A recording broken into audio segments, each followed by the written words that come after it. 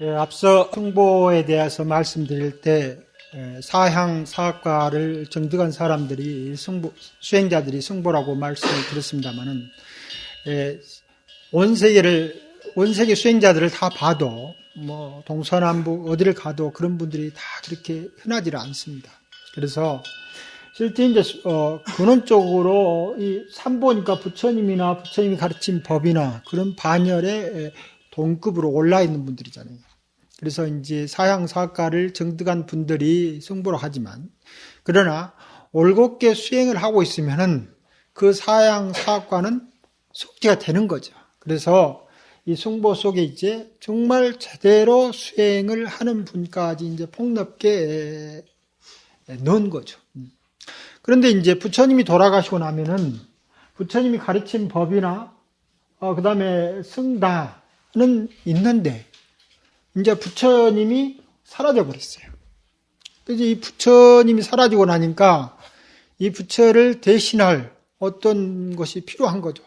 그 당시 이제 부처님께서 뭐 내 후계자는 안한이라든가 내 후계자는 무슨 가섭이라든가 이런 말씀을 전혀 하지 않고 부처님 이렇게 이제 삶이 얼마 남지 않으셨는데 뭐 그런 말은 앞에 없습니다만 후계자를 누구로 할까요? 그렇게 이제 부처님한테 건의를 합니다. 물어요. 이게 부처님께서 뭐라고 말씀하시냐면은 나도 지금까지 단 한 번도 교단의 지도자라는 생각을 해본 적이 없다 이렇게 해버려요. 지도자가 아니네 난. 다만 내가 수행을 먼저 시간 선배로서 함께 수행하는 사람일 뿐이다 라고 이야기를 해버려요. 그러니까 어느 누구도 부처님의 후계자가 될 수도 있지만 우리가 생각하는 식으로 33 조사하듯이 그런 후계자가 애초부터 성립이 안 돼버릴 거예요. 그래서 만일 후계자를 설정을 했으면 뭐 제2세 부처, 제3세 부처, 제4세 부처 이렇게 넣으면 되는데 당신께서 나도 여러분과 똑같은 동료 수행자다 라고 말씀해버리니까 이제 불보가 문제가 되는 게 돼요. 그러나 이제 후대 중국에 오면은 각 종파별로 이제 전등 법계를 만드는 거죠. 전등 법계를 만들어서 부처님부터 시작해서 뭐 가섭 이렇게 하나 쭉 내려오는데 오랜 세월 뒤에 만들다 보니까 물론 뭐 남방에도 있고 인도에도 아마 있겠죠. 우리가 이제 아는 것은 중국 계열입니다. 하다 보면은 시대가 전혀 맞지 않는 분도 있어요. 예를 들면 뭐 제 몇 대하고 제 몇 대 사이는 동시대 사는 분이 아니에요. 그러니까 이분이 돌아가신 한참 뒤에 이제 어떤 분이 나와가지고 큰 성취를 엮었는데 이대로 법이 전해졌다 이렇게 말을 하는 거예요. 물론 깨달음의 내용으로 봐서는 전해졌다라고 말할 수 있을란가 모르지만은 실제로 우리가 생각하는 처럼 그게 뭐 인가를 통해서 전해진 그런 형태는 아니다 이 말입니다. 그래서 이와 같이 불보가 우리가 생각할 때처럼 인가를 받은 전등 조사가 부처의 자리에 애초부터 앉지 않게 되니까 부처를 누구로 모실 것인가 생각하다가 최초로 모시는 부처가 오분법신입니다. 그 부처가 이제 누굽니까? 오분법신이라고 해가지고 여러분 예불 드릴 때 계향, 정향, 해향, 해탈향, 해탈, 직연향 이렇게 하죠. 이것이 다섯 부처님이 향기예요. 즉 계가 완성될 때 나타내는 부처님의 향기다 이 말입니다. 우리가 향을 올리는 것이 아니고 계에서 발현되는 부처님의 향기, 선정에서 발현되는 부처님의 향, 그 다음에 해에서 발현되는 부처님 향, 그리고 이 계정의 사막이 잘 익어되면은 이제 뭐가 됩니까? 해탈을 이루는 거죠. 해탈에는 이제 두 가지가 있습니다. 하나는 정해탈과 하나는 지해탈이에요. 그래서 해탈향은 정해탈을 말하고 해탈 직연향은 해해탈을 말하는 거예요. 그래서 앞에 계정의 사막을 성취해서 궁극적으로 우리하면은 이와 같은 해탈을 이루게 되는데 이 해탈의 두 가지를 이야기하고 있습니다. 하나는 정해탈과 해탈. 그래서 해탈향, 해탈 직연향. 그런데 이 오분법신이 부처님의 되신 겁니다. 그러면 우리가 보면은 뭡니까? 이 5분 법신에 개정해가 다 있는 거예요. 개정해를 잡고 있으면 이제 그 개정의 사막 수행을 하고 있으면 부분적이지만은 우리가 해탈을 맛봐요. 전에 한번 물었을 때, 물론 그 2장에 나온 것을 정확히 제가 잘 모르겠습니다만 하여튼 별 해탈이라고 하는 말이 누군가 물어본 거 있어서 내가 그 이야기를 했었는데, 우리 계목을 뭐라고 부르냐면은 별별 해탈이라고 부르는 거예요. 별별 해탈. 자, 그런데 사회에서 술을 좋아하시는 분이 있었다. 그런데 이제 성단에 들어와서 딱 마음을 잡고 앞으로 나는 절대 술을 안 먹겠다고 딱 끊었습니다. 그러면 계율에 술을 먹지 말라는 계율이 있는데 그 사람이 이제 수행을 계속 하다 보니까 마음속으로 술과 비슷한 것이 뭐냐면 술, 담배 이런 거 다 포함됩니다. 그런 비슷한 것을 하고 싶은 생각이 안 일어나는 거예요. 그전에는 일어났는데 참는 거죠.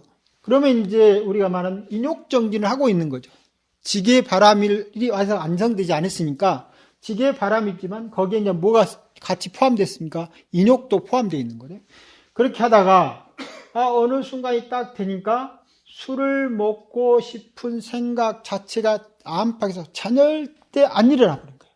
그러면 우리 몸에서 술을 통해서 익혀지는 모든 습기들이 싹 빠져나가는 거예요. 그걸 뭐랍니까? 술에 대한 별 해탈인 거예요. 특별한 해탈이에요. 자, 이제 나는 다른 사람한테 뭐 이런저런 이유로 거짓말을 했다 이 말입니다. 그랬는데 내가 이제 평생 거짓말을 안 하기로 했으니까 거짓말을 안 한다. 그러니까 쭉 하니까 처음에는 뭐 내 인격 뭐 이런 등등 해서 또는 뭐 선의의 거짓말 등등 포함해가지고 하여튼 뭔가 할 수도 있는데 지금 안 하는 거예요. 그러면 이것도 아직까지 지게 수행을 하고 있다가 또 인욕 수행을 하고 있다가 어느 순간 싹 되면은 마음 가운데서 거짓말을 하고 싶은 생각 자체가 완벽히 싹 사라져 버리는 거예요. 그러면 무슨 해탈입니까? 거짓말을 하지 말라는 개해탈이 되는 거예요.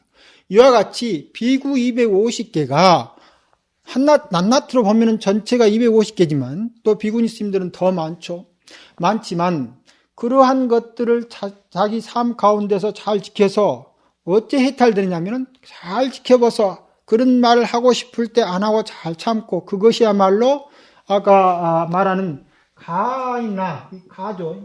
이 아라고 하는 것도 임시적 꿈과 같고 헛개비와 같은 것인데 이것을 충족시키기 위해서 내가 그런 것을 하고 있다라는 생각을 딱 받침을 해서 그런 생각을 하려고 하지 않을 때 250계율이 아니라 일체의 모든 생명으로서 좋지 않는 행동 자체가 일어나는 것이 싹 빠져버리면 개의 안성이 되는 거예요. 물론 이런 것이 안성이 되면 정해도 따라서 안성되는 거죠.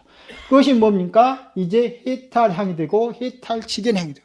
해탈직연향은 그럼으로써 같이 사는 모든 생명들에게 어떻게 하면 참된 삶을 살 수 있을 것인가 하는 올바른 판단을 내게 하는 힘이 있는 거예요. 올바른 판단. 그것이 이제 해탈직연입니다. 그래서 마음 가운데 이제 자기를 괴롭히고 있는 모든 번뇌로부터 벗어나는 것은 해탈향이요. 모든 소지장으로부터 벗어나는 것은 해탈직연향. 그래서 번뇌, 소지, 이장을 완전히 떨어뜨리면 뭐가 됩니까? 우리 수행자가 스스로 불의 이치에 가는 거예요.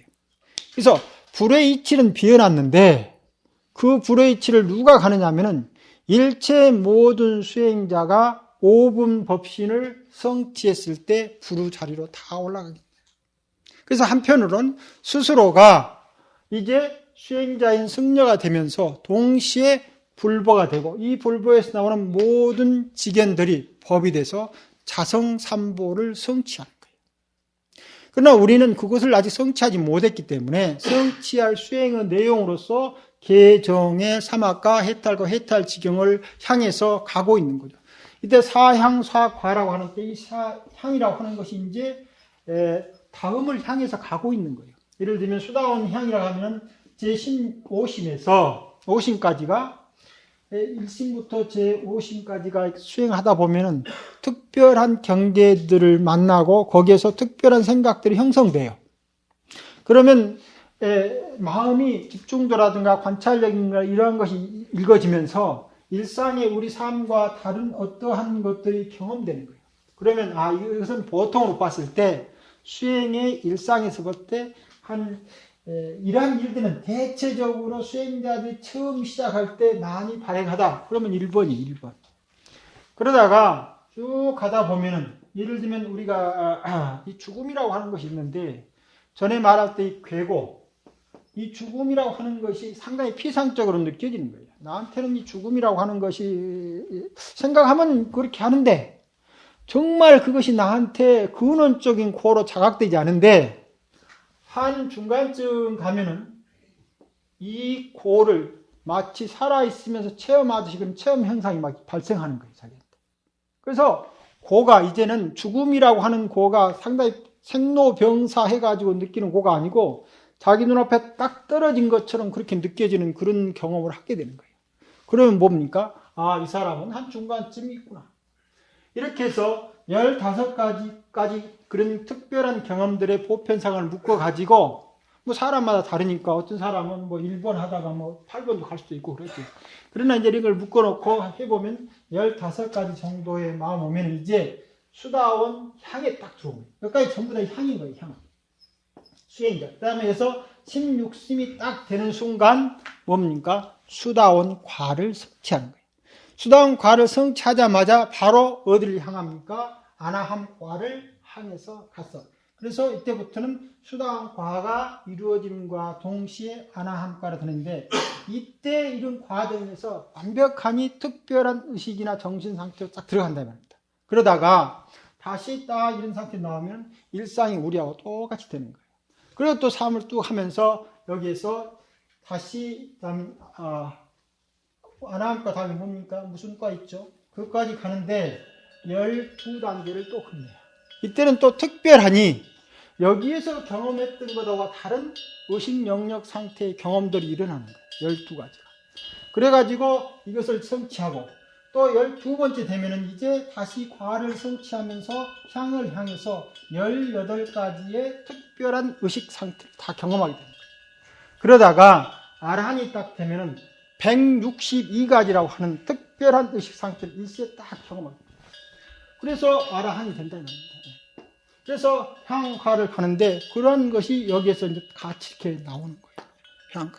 그래 이분들이 무슨 자리에 되면 법신의 자리에 딱 이르러서 일체 모든 수행자가 자성삼보를 갖추고 있고 내용상으로 완전히 불이 돼서 삼보를 구축하게 되는 거예요. 부처님께서 후계자를 두지 않는 것은 언제로 보면은 아닌 것처럼 보이지만 바꿔 말하면 누구라도 5분 법신을 성취하면 다 삼보의 불이 되는 거예요.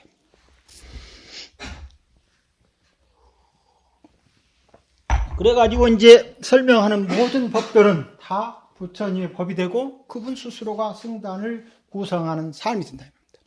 그런데 방금 말하듯이 이와 같이 16심에서 특별한 과정을 거쳐 딱 되더라도 되면은 이 상태에서 특별한 의식 상태를 경험하지만은 다시 돌아오면 또 우리하고 똑같아요.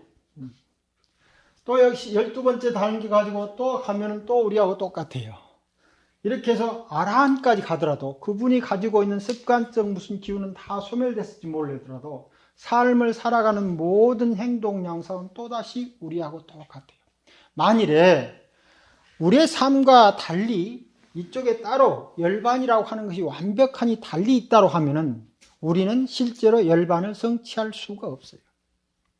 중생이라고 하는 자성이 딱 있고 이런 품에 계속 나올 겁니다만 중생이라고 하는 자성이 달리 있고 또 불이라고 하는 자성이 완벽히 달리 있어가지고 이 둘이 완벽히 다르다고 하면은 중생이 부처될 수 있는 가능성 자체가 완전히 없는 거예요. 아까 말한 일이죠. 일이 가지고 있는 허물이에요. 동일이 가지고 있는 허물이에요. 그 다음에 만일에 중성과 부처가 같다라고 하면은 여기는 이제 참 다르다고 이제 여기는 이죠. 다르다고 하면은 우리가 수행을 통해 중생의 자성이 불의 자성과 완벽하게 다르다고 하면은 우리 자성을 가지고 부처 자성을 이루는 것은 이룰 수가 없어요. 그 다음에 동일하다라고 하면은 뭐가 해당이 안 되냐면은 수행한다는 말 자체가 해당될 수가 없어요. 왜냐? 부처와 중생이 동일한데 동일하지도 않고 다르지도 않았을 때만 거의 가능해요. 다시 그러면 또 뭐냐면 반쯤은 중생이고 반쯤은 불이다. 이것은 해당사항 아닌 거예요. 어쩌냐면은 이런 단계에서 이루어질 때까지도 아직까지 부처가 아니에요. 아람이라고 하는 특별한 수행 단계에 있을 뿐이지 부처는 아니다 이 말입니다. 그 다음에 아람이 딱 됐을 때 이제 부처하고 동일한 상태가 되는 거예요. 그래서 그 상태가 완벽하니 동일하지도 않고 다르지도 않기 때문에 우리가 수행을 통해서 부처를 성취할 수 있고 부처가 되면은 삼보의 5분 법신을 획득해서 부처 자리에 앉긴 하지만 그렇다고 하더라도 그 전까지는 우리가 중생인 거예요. 그래서 이 마음 과정을 잘해서 사향사과를 아마 이제 선종 어록 보면 이렇게 이야기하지 않죠. 이건 이제 중론이라고 하는 곳에는 사향사과로 나왔습니다. 다른 데 가면 다르게 이야기를 할 수가 있죠.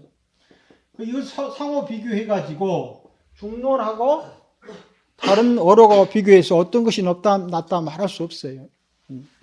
왜냐하면 중론을 통해서 성취를 이루는 분은 그분이 중론하고 가장 잘 맞는 거고 어록을 통해서 성취를 한 분이 그분 어록하고 잘 맞는 거지. 그러니까 그 수행자하고 어록 상태에서 무슨 개합이 있는 거지. 이 두 상태를 비교해가지고 어떤 것이 높다 낮다 비교할 수 없습니다. 마치 그것은 우리가 흔히 생각하는 무엇인가 생명 그 자체를 어떤 생명은 더 높고 어떤 생명은 더 낮고 말하는 거랑 똑같아요. 그런 의미에서 부처도 내가 다른 생명체들의 지도자로 남지 않았고 한 번도 지도자로 생각해 본 적이 없다고 말씀하시는 거예요. 내가 지도자가 아니다. 물론 선배니까 가르침을 받기는 했겠죠. 그러나 내가 지도자라 입장으로 있었던 건 아니다.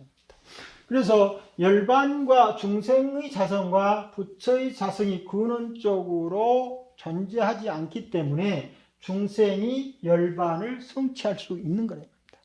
만일에 열반이라고 하는 자성이 따로 있으면 또 중생이라고 하는 자성이 있으면 열반을 성취할 수가 없는 거죠. 자, 그래서 여기에서 무득이라고 하는 말과 무지라고 하는 말이 있는데 우리가 수행을 해서 부처지를 얻는다라고 하는 말을 할 수가 없어요. 왜냐하면 부처지가 아니고 중생이라고 하는 아르마리가 다 해체된 것 자체가 불이기 때문에 부처를 따로 획득할 수 있는 어떤 것이 없다 이 말입니다. 더구나 우리의 자성, 중생이라고 하는 것을 전혀 바꾸지 않고 그 생명, 근원 생명에서 보면요. 바꾸지 않고 그대로 부처가 되니까 따로 무엇을 얻는다고 말할 수도 없어요. 그럼에도 불구하고 어떤 경전은 얻는다라고 말을 해요. 반야심경 말에도 얻은 바가 있기 때문에 삼세제불과 일체제불이 반야바라미를 통해서 열반을 안욕다라 삼막삼부를 증득했다라고 말을 하는 거예요. 그런데 증득의 대상 자체가 뭐가 됩니까? 공이 되어버립니다. 그러니까 증득하는 행위 자체는 있는데 증득하는 순간 갑자기 공의로 되어버리는 거죠. 그래서 밖에서 보면 득이라고 하는 말도 쓸 수가 있고 무득이라고 하는 말을 쓸 수가 있어요. 그래서 어떨 때는 득이 열반을 나타낼 수도 있고 어떨 때는 무득이 열반을 나타낼 수가 있어요. 자, 그것이 뭡니까? 앞서 몇 개 품인가 할 때 상나가정을 열반사득이라고 그래요. 그런데 상나가정은 우리가 무상무아에 전부 다 어긋나는 말이죠. 자, 무상인데 열반은 상나가정이라고 해요. 왜 그러냐면 무상이라고 하는 것은 중생으로서의 동일한 자기 자성을 갖고 있지 않다는 말이고 열반이라고 하는 것은 일초부터 자성이 공하다는 말이에요. 그러니까 모든 것이 공할 때는 그것이 다른 한편으로 모든 인연처에서 어떤 모습이라든지 자기를 보여줄 수 있는 개연성이 있는 거예요. 즉 자성이 공하기 때문에 무엇이든지 되는 거예요. 마치 상처럼 되는 거예요. 상이 아니지. 그런 의미에서 열반사득을 말했죠. 상이나 가정. 여기서는 무득이라고 말했지만 어떤 데 보면 득이라고 말하는 것도 있어도 이해할 때는 같은 마찬가지로 중생이 부처지에 여기서 보면 이제 부처의 지를 향해 가는 거죠. 임류라고 하는 말은 이제 앞서 말했던 수다관과를 임류라고 하는데 열반의 강 속에 열반의 흐름 속에 들어가지고 열반을 향해서 가고 있는 거예요. 그래서 열반에 이른다라고 생각하는데 이러고 보니까 모든 중생들의 삶 그 자체가 방금 들어 자성 없음에서 부처하고 또 같은 거예요. 향하기는 열심히 향해야 되는데 그리고 가를 성취해야 되는데 그 상태에서 이루어진 내용은 처음 출발한 것하고 똑같은 거예요. 그 생명의 본 생명의 내용이 처음 출발하고 똑같다 이 말입니다. 그래서 뭐라고 말하냐면 무지라고 말합니다. 그러나 그와 같은 것을 경험하지 못하는 우리는 열심히 가야 됩니다. 그 다음에 이제 부단부상, 그 다음에 불생불명, 시명열마라고 앞에 우리가 뭡니까? 처음에 개경 서문할 때 하는 말들이죠. 그래서 여기서 말하는 동일이라고 하는 말은 뭐가 됩니까? 항상 하다는 말이 되고 다르다라고 하는 말은 서로 끊어진다는 말이 돼요. 그런데 부처와 열반을 말하니까 중생이 부처가 항상 하다 가면은 동일하기 때문에 수행 자체를 전혀 필요치 않는 거예요. 이미 부처하고 동일한데 무슨 수행이 필요합니까? 그 다음에 다르다라고 하면은 또한 수행이 필요하지 않는 거예요. 왜냐하면은 수행해서 부처 될 수 있는 기약이 없어요. 물론 중생으로서 특별한 수행 능력은 갖고 있을지 모르지만 부처라고 하는 자성이 중생하고 다르다고 합니다. 그 말이 단견이에요. 그래서 부처하고 완벽히 다르다고 하면은 단견이 되고 부처하고 완벽히 같다고 하면 상견이 되는 것이죠. 그래서 실제 열반은 중생과 부처가 완벽히 다르지도 않고 중생과 부처가 완벽히 동일하지도 않는 가운데 모든 분들이 일체 자기상을 가지고 뭐가 됩니까? 삼보 가운데 오분 법신을 통해서 불이 될 뿐이란 말이에요. 그 불도 시대마다 문화마다 얼굴마다 다 다른 얼굴을 하고 부처가 되는 거예요. 부처가 되면 언어상으로 보면은 동일한 부처라고 하는 쓰고 있지만 그분이 쓰고 있는 많은 방편들을 보고 있는 중생들은 다 다른 모습으로 비춰질 수가 있답니다.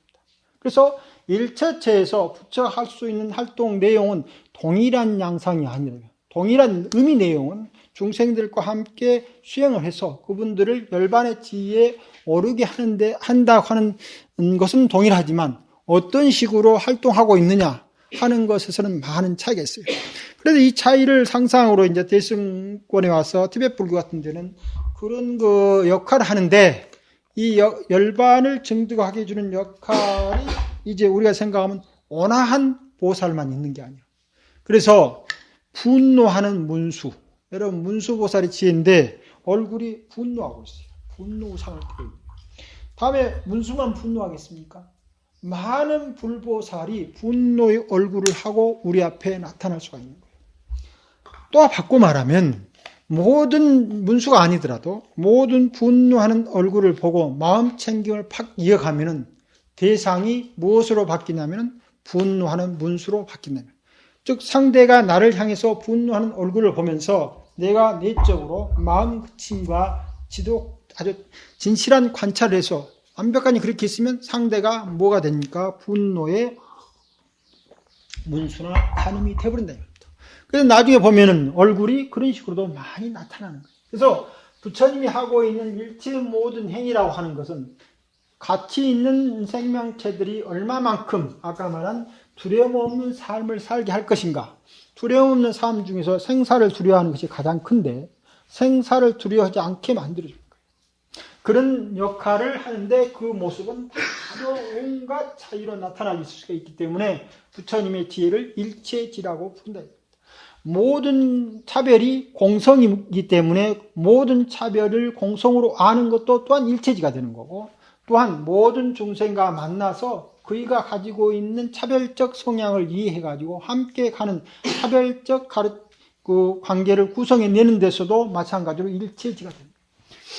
그 다음에 불생불멸을 하니까 만일에 생겨난다라고 하면, 새롭게 생겨난다고 하면은 중생이라고 하는 것으로 생겨버렸는데 방금 말한 대로 다름과 똑같은 거예요. 부처로 생겨날 수가 없는 거예요.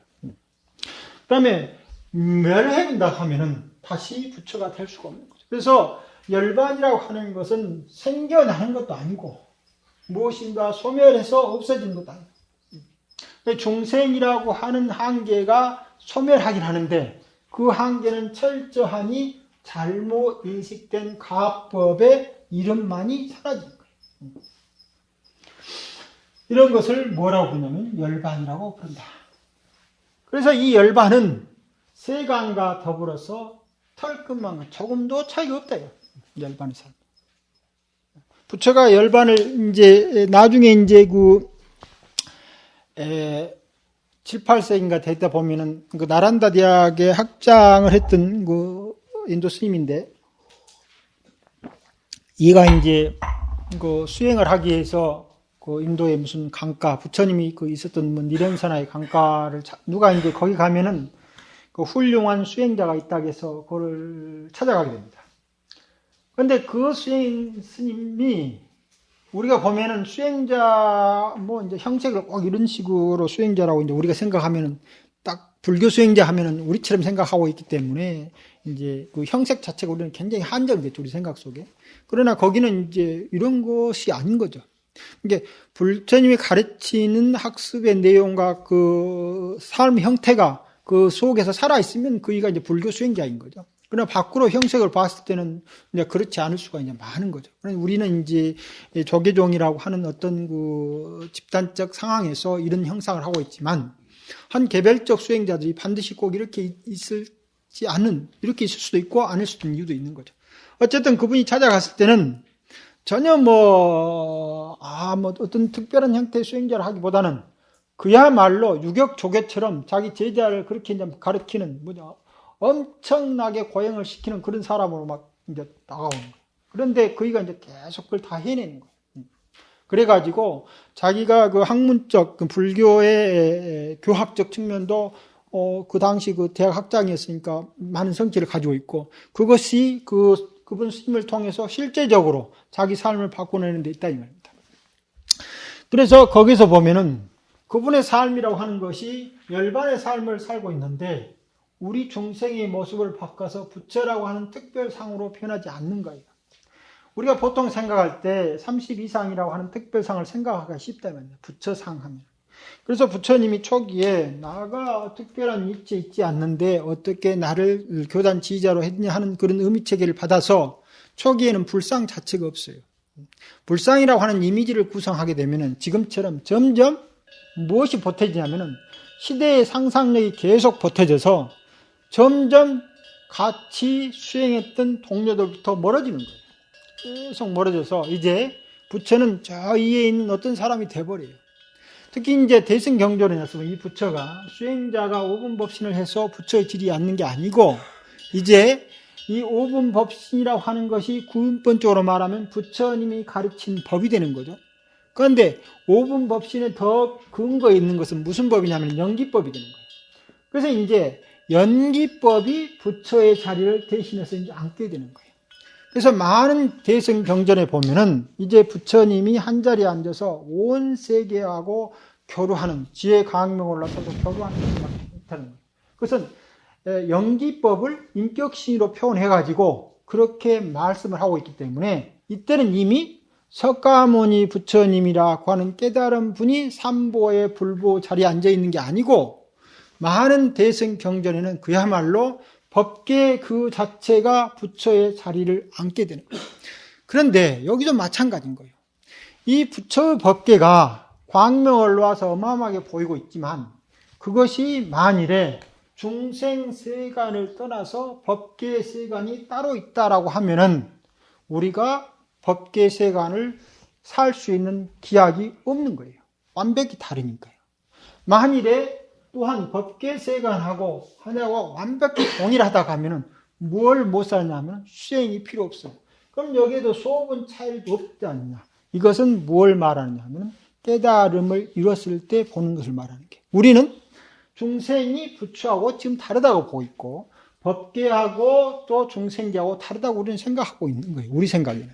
그러나 깨달은 분의 입장에서 봤을 때는 열반과 세간은 전혀 차이가 없고 세관과 열반도 전혀 차이가 없으니까 이것이 이제 가장 상징적으로 나타난 것이 뭡니까? 연기법이 드디어 부처님의 자리를 대신해서 연기적 상황, 즉 이 마이크가 온 법계의 상황을 같이 교류해서 이 마이크로 지금 전립하고 있다 이 말입니다. 그러니까 마이크라고 하는 하나의 사건이 그냥 마이크로만 있는 게 아니고 온 법계가 마이크를 만들어낸 상황이니까 마치 부처님이 연화대에 앉아가지고 온 세계 중생들과 더불어 함께 법을 설한다고 똑같이 돼버리는 거예요. 그래 드디어 일체 모든 세간이 부처가 되는 거예요. 그러면 또 열반의 끝이라고 하는 것은 그 세간의 끝이다. 그 다음에 이와 같은 이제 그 세간의 한계하고 열반의 한계는 조금도 차이가 없다입니다. 그래서 열반과 세간이라고 하는 것은 공성의 자리, 우리는 물론 항상 동일하거나 다르거나 있거나 또는 없거나 하는 것으로 파악하고 있기 때문에 이와 같은 것을 보지 못하죠. 그럼 이것은 학습돼서 이제 우리 삶을 떠나서 어떤 삶을 구한다든가 우리 살고 있는 생명체의 모습을 떠나서 특별한 양상으로 부처를 구한다든가 하는 생각이 있게 되면은 불교 수행자가 아니다라고 하는 것을 학습하고 있는 거예요. 우리 스스로가 지금 허리유차가 아닌 것은, 허리도 차별이 없는 것은 확실하지만 누세 살아온 습기 때문에 우리는 항상 자기 자성을 가지고 있으면서 중생계의 자성으로 살고 있고 중생이라고 하는 자성으로 살고 있다. 그래서 자기도 중생이 되고 자기 사는 세계도 중생계를 이루면서 살고 있기 때문에 이 말 자체가 해당할 때는 무엇에 해당됩니까? 열반이라고 하는 것이 실제적으로 멀리 있지는 않지만 우리가 열반이라고 하는 열반의 삶을 살지 않았을 때는 우리한테는 이렇게 잘 안 비친다 이겁니다. 그래서 중요한 것은 개성들이 전부 다 이제 열반품보다 많지만 여기서 말하는 부담, 불상, 무등, 무지 이 열반이라고 하는 언어적 표현과 그 다음에 실제 우리가 수행하고 있는 매 순간순간마다 그 자체로 열반의 세계를 놔두고 있으며 우리의 생각의 한계가 모든 열반의 한계다. 바꿔 말하면 우리가 조그만 생각을 내면은 스스로 무슨 한계입니까? 열반을 조그맣게 만들어 가지고 있는 거예요. 그래서 열반이 가지고 있는 무한계의 경험을 못하니까 차이적인 이 차이하고 있는 중생의 생각 자체가 엄밀한 의미에서는 열반의 생각인데도 불구하고 이 자체가 열반으로 우리한테 와 닿지 않는 거예요. 그런데 이 한계를 넘어서야 됩니다. 한계를 넘어서야만 모든 차이가 그 자체로 전승받는 생각이 됩니다. 우리 사회가 요즘에 미국에서 미식 축구입니까? 그걸 해가지고 하인즈 워드라고 하는 미군의 아버지하고 한국의 어머님 사이에서 나왔는데 이제 두 분이 이제 이런저런 이유로 헤어지게 됐습니다. 그래가지고 이제 어머니가 홀로 이제 그 아들을 키워서 아주 미식 축구가 미국에서 굉장히 인기가 있는데 거기에서 그 MVP를 수상해서 한국에 왔어요. 그런데 이제 그 한국에서 혼혈인이 처하고 있는 상황이라고 하는 것은 아마 여러분이 상상해봐도 실제 모를 거죠. 저도 마찬가지죠. 실제 그런 것을 당해보지 않는 사람은 그 일이 얼마만큼 있는지를 모르는 거예요. 전에 이제 상당히 산만한 그 중학생이 하나 있었는데 우리가 주변을 얼마만큼 닮아가느냐.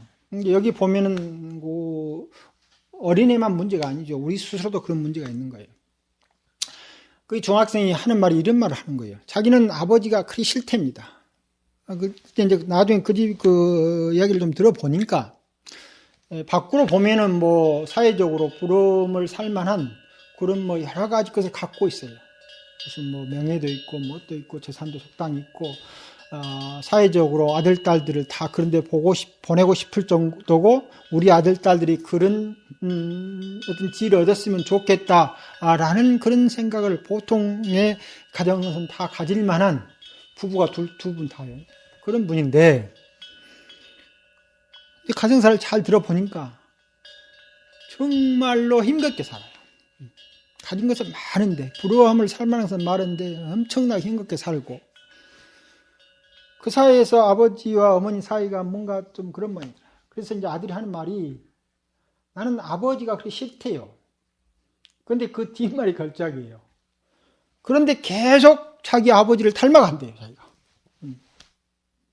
그 이제 그이가 그렇게 해서 성격이 막 부산해서 학교 가면은 계속 이제 좀 약한 애를 막 건드는 거예요.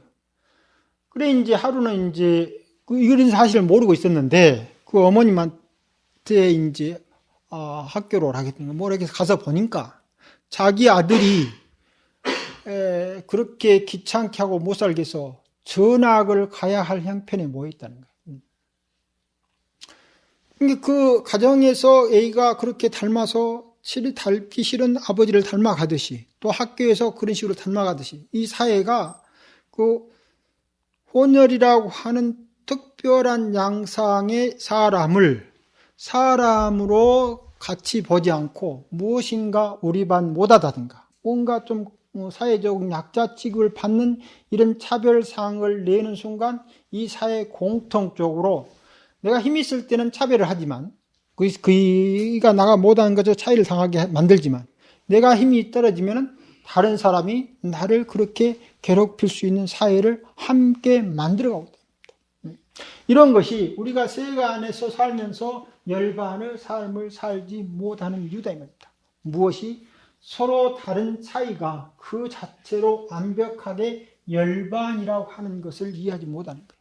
그리고 열반이라고 하는 것은 마치 모든 삶과 내용들이 열반이라고 하는 어떤 일색으로 딱 되어가지고 이제 그가 노란색이라든가 푸른색이라고 하는 어떤 동일한 색채가 열반인 것처럼 착각한다. 그게 아니고 여기 다른 모든 얼굴들, 밖에 보이는 모든 생명의 모습들, 그리고 한 생각이 일어나고 있는 이 모든 다름들이 그 차이로서 방금 말하는 차이로서 연기법을 구성해내고 그 차이가 그대로 부처 자리에 올라가 있다라고 말하는 것이 대승경전에서 계속 역설하고 있음에도 실제 우리가 일상의 삶 가운데는 갖가지 차별들, 특히 힘을 가지고 못 가지고 있는 차별에 의해서 일어나고 있는 생각이 단순한 차이를 넘어서서 중생세계를 만들고 있답니다. 이 차이가 자체로 지적인, 즉 열반의 내용이에요. 그런데 이 차이를 우리는 잘못 생각하는 거예요. 그래서 이 차이를 명확하니 잘 보고 이것이 열반의 삶으로 샀을 때 드디어 세간의 온갖 차이들이, 차별이 아닙니다. 온갖 차이들이 그대로 열반이 되는 거예요. 그러면 스스로 삶 가운데서도 내가 생로병사에 놓여 있지만 그 자체로 바로 열반의 표현이 된다고 하는 말을 하고 있는 품입니다. 마치겠습니다.